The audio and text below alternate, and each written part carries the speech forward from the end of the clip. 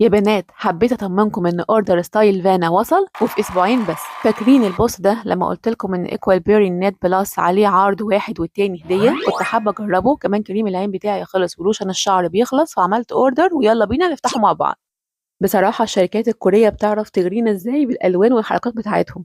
بصوا اللون البينك شكله حلو قوي كيوت ازاي. بس خلينا نكون واقعيين، مفيش حاجه طبعا اسمها بديل بوتوكس. هو كأنتي ايجينج يعتبر ممتاز، بيأخر من ظهور التجاعيد، بيدعم حاجز البشرة ويرطبها بعمق. شوفوا اداني جلو فوري ازاي. انا جبته مكان سيرم الهيالورونيك لان هو فيه هيالورونيك بكذا شكل وصيغة مع مواد فعالة تانية كتيرة قوي، فقلت استفيد منهم كلهم في منتج واحد. هستمر عليه فترة ولما يخلص هرجع اقول لكم يستاهل وكويس ولا لا. في الشتاء بحب استخدم هايدريتنج تونر، فهجرب ايام فروم رايس تونر في مستخلص الرز الكوري، وكان فترة ترند جدا. في التونر بالذات بقيت بحب اجيب الحجم الصغير بيكفي فترة كبيرة.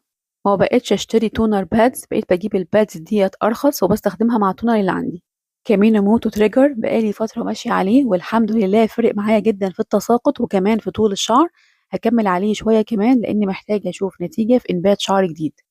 وهجرب كريم العين من فيتي، عجبني ان قوامه جل خفيف ومكوناته كويسة، فيتامين سي ونياسيناميد، والجزء المعدني بيعمل فايبريشن كمساج يساعد في تقليل الانتفاخات، وان الجلد يمتص الكريم بفعالية وشكل افضل.